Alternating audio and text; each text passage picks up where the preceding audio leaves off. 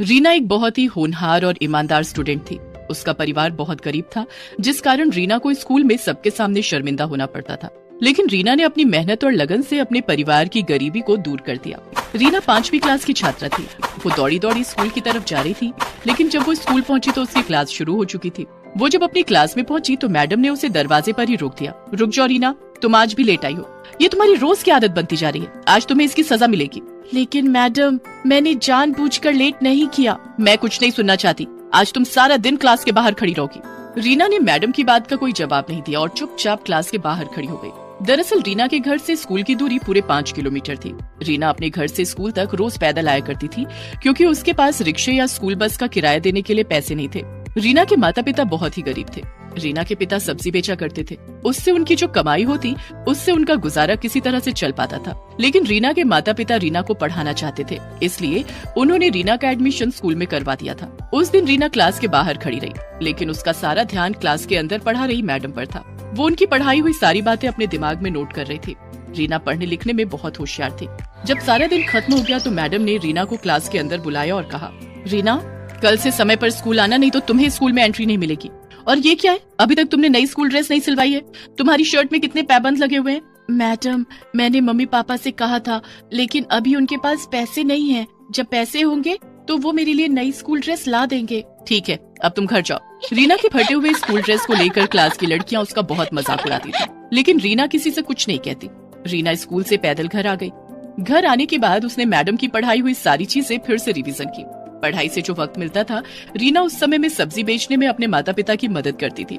वो सब्जी बेचते हुए भी अपनी पढ़ाई करती रहती थी। धीरे धीरे समय बीतता गया और रीना ने 5वीं क्लास की परीक्षा पास कर ली। वो अपनी क्लास में अव्वल आई थी। घर आकर रीना ने ये बात अपने माता पिता को बताई। रीना बेटिया, ये तो बहुत अच्छी बात है। तू खूब मन लगाकर पढ़ाई कर, देखना एक दिन तू बहुत बड़ी अफसर बनेगी। लेकिन बाबा, इस बार मैं पुरानी किताबों से नहीं पढ़ूंगी। इस बार मुझे भी नई किताबें चाहिए। मेरी पुरानी किताबें देखकर मेरी सहेलियां मेरा मजाक उड़ाती हैं। रीना के माता पिता के पास इतने पैसे नहीं थे कि वो उसे नई किताबें ला कर देते, इसलिए रीना अपने किसी सीनियर से सेकंड हैंड किताबें कम कीमत में खरीद लेती थी। लेकिन इस बार रीना ने किशोर से नई किताबों की डिमांड कर दी थी। रीना की बात सुनकर किशोर परेशान हो गया। किशोर को इस तरह से परेशान देखकर रीना की माँ तारा ने रीना से कहा, रीना बेटी, तुझे पढ़ाई करने से मतलब है या नई किताब से? पढ़ाई से। तो पढ़ाई पुरानी किताब से भी हो सकती है। किताबें नई या पुरानी होने से कुछ नहीं होता। नई किताब में जो बातें लिखी होंगी वही तो पुरानी किताब में भी लिखी होंगी, इसलिए तू पुरानी किताब से पढ़ाई कर ले। ठीक है माँ। रीना इस बार भी अपने किसी सीनियर की पुरानी किताब सस्ते दाम में खरीद लेती है। रीना की पुरानी किताब देखकर उसकी सहेलियां हंसकर उसका मजाक उड़ाने लगी। रीना, नई क्लास में भी फटी हुई किताब? इन किताबों में तो कवर लगाने की भी जगह नहीं है। मेरी किताब पुरानी और फटी है तो क्या हुआ, देखना मैं इस बार भी क्लास में अव्वल आऊंगी। रीना इस बार और भी ज्यादा मन लगाकर पढ़ाई करने लगी। रीना अपने घर के हालात जानती थी, इसलिए वो कभी अपने माता पिता से किसी चीज की डिमांड नहीं करती थी। दूसरे बच्चों की तरह वो लंच में तरह तरह के पकवान नहीं लाती थी।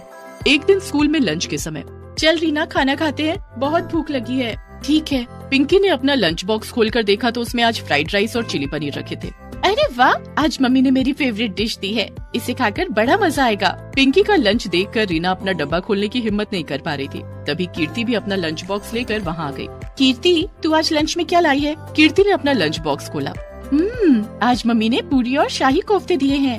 अरे वाह। रीना, तू लंच में क्या लाई है? तू भी अपना डब्बा खोल। मैं आज लंच नहीं लाई। लेकिन मैंने तो तुझे अपने बैग से लंच बॉक्स निकालते हुए देखा था, तूने उसे वापस क्यों रख दिया? पिंकी ने रीना के बैग में से उसका लंच बॉक्स निकाल लिया। दोनों सहेलियों ने जब रीना का लंच बॉक्स खोला तो उसमें गुड़ और 2 सूखी रोटी रखे हुए थे। अरे रीना, तेरी मम्मी ने लंच में रोटी और गुड़ दिया है, ले तू हमारा खाना खा ले। नहीं, तुम लोग अपना खाना खाओ, मुझे तो गुड़ और रोटी खाने की आदत है, मैं यही खा लूंगी। अरे हमारा खाना टेस्ट करके देख, ऐसा टेस्टी खाना तूने कभी नहीं खाया होगा। रीना को पिंकी की ये बात बहुत बुरी लगती है। उसकी आंखों से आंसू छलक आते हैं। वो चुपचाप अपना लंच बॉक्स लेकर क्लासरूम से बाहर आ जाती है और गैलरी में बैठकर खाना खा लेती है। रीना इसी तरह संघर्ष करके अपनी पढ़ाई कर रही थी। चाहे कितनी भी परेशानियां और रुकावटें आए, लेकिन वो पढ़ाई में हमेशा अव्वल रहती। एक दिन रीना के बाबा, रीना अब 7वीं कक्षा में पहुंच गई है। वो अब बड़ी हो रही है। उसके पुराने स्कूल ड्रेस छोटे हो गए हैं और कई जगह से फट भी गए हैं। इस बार हमें उसके लिए नई स्कूल ड्रेस सिलवानी ही पड़ेगी। मैं समझता हूँ रीना की माँ, लेकिन मैं क्या करूं? तुम तो जानती ही हो कि सब्जी बेचकर हमें 2 वक्त की रोटी पानी किसी तरह से मिल रही है। अगर इस बार रीना के लिए नई स्कूल ड्रेस खरीद ली तो उसकी किताबें नहीं खरीद पाऊंगा। रीना के बाबा, मैं सोच रही थी कि रीना के स्कूल जाने के बाद मैं सारा दिन खाली रहती हूँ। आप भी सब्जियाँ बेचने बाजार चले जाते हैं, तो क्यों ना मैं भी कोई काम कर लूँ। इससे 2 पैसे ज्यादा आएंगे और रीना की पढ़ाई में वो पैसे काम आएंगे। ठीक है रीना की माँ, ऐसा ही कर लो। कम से कम रीना के लिए नई स्कूल ड्रेस और नई किताबें तो आ जाएंगी। रीना अपने माता पिता की बातें सुन रही थी। वो मन ही मन सोचती है, माँ पिताजी, आप दोनों मेरी पढ़ाई के लिए जितनी मेहनत कर रहे हैं, मैं वादा करती हूँ कि मैं एक दिन आप दोनों को दुनिया की सारी खुशियाँ दूंगी। दूसरे दिन से तारा कुछ घरों में काम करने लगती है। वो दूसरों के घरों में झाड़ू पोछा और बर्तन धोने का काम करती है। तारा ने अपनी मालकिन से कुछ पैसे उधार लेकर रीना के लिए नई स्कूल ड्रेस और नई किताबें खरीदी। लेकिन ये बात रीना की सहेलियों को पता चल जाती है, क्योंकि रीना की माँ जहाँ काम करती थी वो कोई और नहीं, कीर्ति और पिंकी का ही घर था। एक दिन, अरे रीना, नई स्कूल ड्रेस और इस बार तो नई किताबें भी। हाँ, क्योंकि रीना की माँ अब जॉब करने लगी है। उन्होंने कल ही तो मेरी मम्मी से एडवांस लिया था। उन्हीं पैसों से रीना की नई स्कूल ड्रेस और नई किताबें आई हैं। हाँ यार, रीना की मम्मी मेरे घर में भी काम करती है। मेरे घर में आज छोले भटूरे बने हैं। मैंने मम्मी से कह दिया कि थोड़े से छोले भटूरे रीना की मम्मी को भी दे दे। रीना, आज घर जाने के बाद तुझे छोले भटूरे खाने को मिलेंगे। आखिर तुझे भी तो अच्छा खाने का स्वाद पता चलना चाहिए। अच्छा खाना खाकर भी अगर पढ़ाई में मन न लगे तो उस खाने का क्या फायदा। खाना तो वही अच्छा होता है जिसे खाने के बाद दिमाग तंदुरुस्त रहे और पढ़ाई में खूब मन लगे। रीना का 2 टूक जवाब सुनकर पिंकी और कीर्ति का चेहरा देखने लायक था। दोनों सहेलियों ने चुप रहने में ही अपनी भलाई समझी। धीरे धीरे समय गुजरता गया और रीना 7वीं से 8वीं और 8वीं से 9वीं और 9वीं से 10वीं कक्षा में आ गई। वो हर कक्षा में अव्वल आती। रीना बेटिया, तू अब 10वीं कक्षा में आ गई है। खूब ध्यान से पढ़ाई करना। तुझे अपनी पढ़ाई आगे भी जारी रखनी है।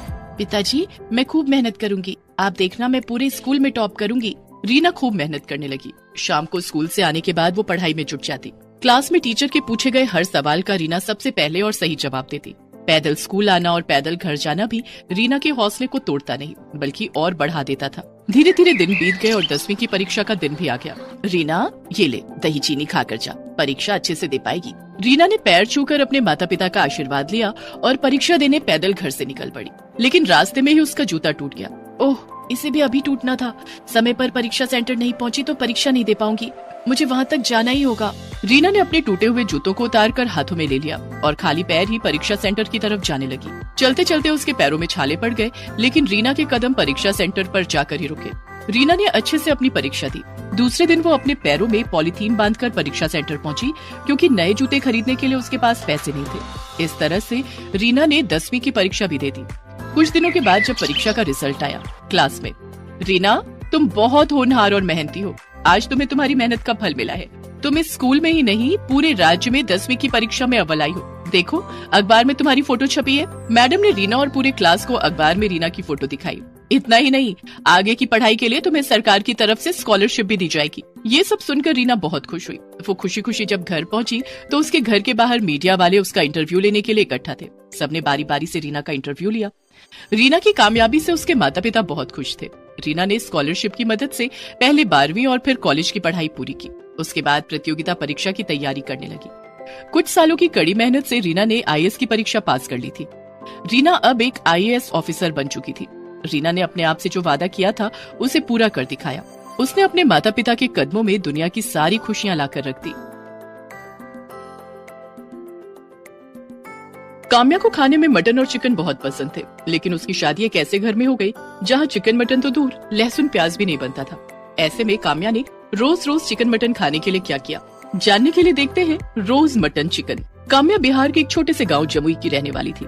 वो पढ़ने लिखने में बहुत तेज थी। स्कूल की पढ़ाई के बाद उसके पिता कैलाश ने उसका एडमिशन दिल्ली यूनिवर्सिटी में करवा दिया था। अब काम्या दिल्ली में एक हॉस्टल में रहकर अपनी पढ़ाई कर रही थी। काम्या ने दिल्ली यूनिवर्सिटी से बीए और एमए की पढ़ाई की। गांव में इससे पहले कोई भी लड़की पढ़ाई करने दिल्ली नहीं आई थी।